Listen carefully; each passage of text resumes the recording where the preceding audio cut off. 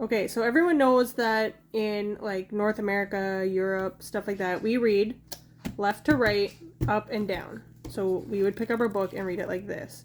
And even with a comic book, we're going to read it left to right, up to down. So this is a manga, and we read it differently. And I've never read a manga before in my life. This is my first manga. So my husband reads mangas, and he's going to teach us how to read it. Okay. It's not that much different. It really is just you're reading the opposite direction. They actually usually have directions in the beginning of these books. I think so, but this I wanted your... doesn't... see, like it even says you're reading the wrong way. Nice. So, anyways, the long and short of it is... Jasper's interested in what you're going to teach him. The long and short of it is you start on this side, but you're still reading top to bottom. But you're reading right to left. So you're reading this way, and then this way. And same thing with the dialogue, you're reading right to left. Okay. So you don't want to read this first, you want to read that first, and then this. Okay. And then I go back up here. Yeah. And then you would go up here, and then you would read this box. You know what? I'm not sure. I think it's this box, this, or it's this. Sometimes it is confusing. Yeah. And then you're reading this. I guess like it. Because but you start at the top and go down. Yeah. And then you go back up to the top and down. Not down, up, down, up. Yeah. Up, you're down, still up, top down. to you're still top to bottom, but you're right to left instead of left to right. Okay. Because in Japanese culture, that's how they write. Cool. Thanks for the lesson. You're welcome. And if you ever, like I said, if you're ever wondering, there's a little guide there. It even tells you read that side. Oh, first, it does have that the guide. side first. I thought it did. The It even dialogue. shows like the bubbles. Yeah. It's not zooming in nice, but.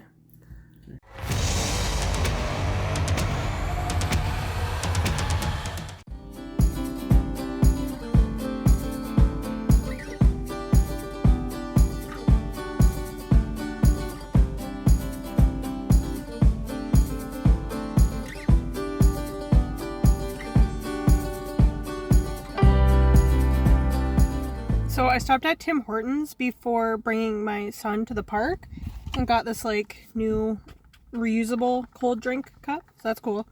And I saw that there's gift cards there now, and it's like fall into Tim's, and everyone's getting ready for fall now that it's like halfway, not even halfway through August, but like starting like August 1st, people are in fall mode. And I'm like, okay, it doesn't stop snowing here until like May long weekend. So around May 20th, we still get like really cold weather. And so, like, June, July, August, like, not even 2 months of summer, and everyone's like, yay, for fall. And I'm like, no, we need more summer.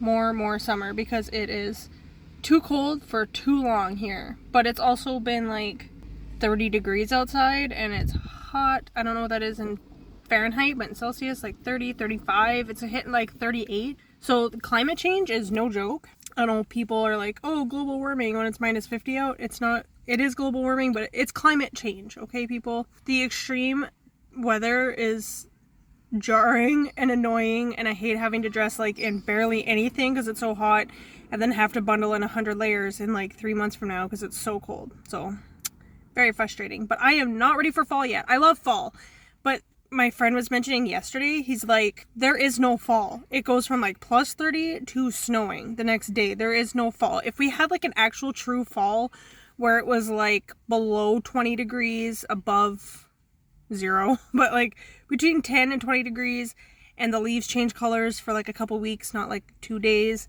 and it was crisp and beautiful, like then fall would probably be my favorite season. Because it is cooler, but still warm enough that you can enjoy the outdoors. That's what I would prefer. But we really don't get much of a fall, so I guess that's what makes me feel like, no, we need to hang on to summer. Anyways, I am about more than halfway through, about 2/3 of the way through Spy Family, and I'm loving it. It's hilarious. I want to get my husband to read it after me. It's a really quick read. Like, if I sat down and just concentrated on reading this, I could have read it in like maybe a couple sittings, like over a couple hours during the day. But this is like my 3rd day into reading it, but hopefully I'll be able to finish it and then read volume 2. Those are the only 2 I own, so I'll have to look at getting more of them. And then I got the first volume of Monster out from my library. And like, these are $12.99 Canadian each. but like the monster ones are like $23 each. So the library had the first one, and I think that's all they have, and it's like 9 volumes. So at like $25 each, that's expensive and a lot to collect. So I'm not sure what I'm gonna do if I really like that comic, that manga or not. So I don't know, but I'm gonna pick that up after I do this one. And I also have graphic novel that I want to read from the library. So I think the library is doing a challenge, and every time you read a book, you log it in this Beanstalk app or whatever. And then every Friday they like draw a name for prizes. And I haven't won one yet, but between July 1st and August 31st, and it is August 12th today, and I haven't won yet. So that makes me upset. August 13th or something today. So the challenge is to read like 100 books, and I cannot read 100 adult books over the course of 2 months. That's not possible for me. But picking up more manga and graphic novels and stuff, I might be able to reach a higher goal than that. I've only read 10 so far as of July 1st, but that I included a couple of like bored children's books that I read to my son, so it wasn't like 100 actual novels. Anyways, I'm really liking this. There's a couple of scenes that are like hilarious with the little girl. Anyways, I don't know if I talked about what this is about, but this guy here, his name is, he goes by Lloyd. He's a spy, and his codename is Twilight. And then his mission is there's like a war going on between like the East and West kind of thing. And then he needs to get in with this one political guy. And the best way to do that is that guy's child goes to this like really fancy academy school thing, like a private school. And that's like the only events that he attends and leaves the house for. So they're like, if you need to get married and have a kid and get that kid into that school. So obviously he has to like adopt another kid. He can't like actually make a baby in that, like this kid needs to be in that school in like the next 2 months kind of thing, right? So he has to like build a family. So he goes to an orphanage, and the guy at the orphanage is like, just pick whoever you want. And I'm like, it's not a pound. Like, but he ends up picking this girl, and she's a telepath. So she knows like what people are thinking and stuff like that. Obviously he's not sharing with her what his plans are and what his job is and stuff like that as a spy, but she can read his thoughts. And she's like, my dad is a liar. My dad is a big liar. And then he needs a wife because he's like, okay, I'll just adopt this kid, and then she'll get the entrance exam. So she passed that. And then he's like, good, we're in the school. And then they're like, the next part of the entrance thing is to have an interview with both parents, no exceptions. So now he has to find a wife. And then this girl, she is an assassin. The wife is an assassin. It's kind of like the fake dating trope. And of course, like fake dating, it's always going to benefit somebody. So he needs her as his wife to get this girl into the academy so that he can complete his mission. And then she is like 27 years old and still single. And that's really like not great and kind of suspicious. And her brother is like worried about her and stuff like that. So she needs a husband, boyfriend, somebody to make it less suspicious. So they meet up randomly at not a dry cleaner, but like a seamstress place or whatever. And she got her dress torn doing like an assassin job. So she needs a husband to make her life more like normal looking, I guess. So that's where I'm at. They just kind of the wife is moving in with the assassin, is moving in with the spy and the telepath. So it's really good so far. I'm really enjoying it, and I'm looking forward to finishing this and picking up more soon.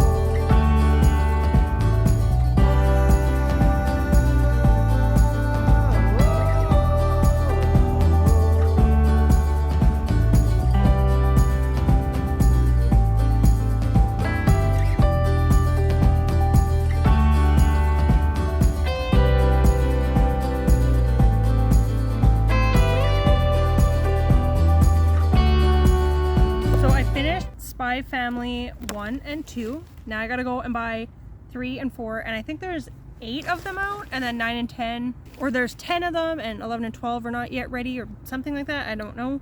But I got these 2 finished, and I really enjoyed my first dive into manga. These were really fun. We're at the park for like an hour because this is like the last week before school like officially starts. Today's Tuesday. Yesterday my oldest daughter went to her class and then doesn't go for the rest of the week, and then my middle daughter goes to her class today, doesn't go for the rest of the week. Tomorrow my son goes, and then not for the rest of the week, and then Tuesday they officially start after the September long weekend. So we just want to enjoy the summer while we still have it. It's been very, very hot, but our summers are not very long, so we're here to enjoy it and get some fresh air, get some sunshine. You can see behind, there's already leaves on the ground that are like yellow and dead, so it's only August 30th. Check out my next vlog of reading manga, because I'm going to pick up this. Now, unfortunately, my library only has the first one, and they are $22.99 each to buy, and there's like 9 of them, so that's really expensive. Where these are $12.99 each, so I get 2 of these for the price of 1 of these, but they're also like the same size, so not saying it's not worth the price, but it's just my budget isn't exactly set up to buy all of these right now. Yeah, do you want to grab one for me? But anyways, my next vlog will be reading this.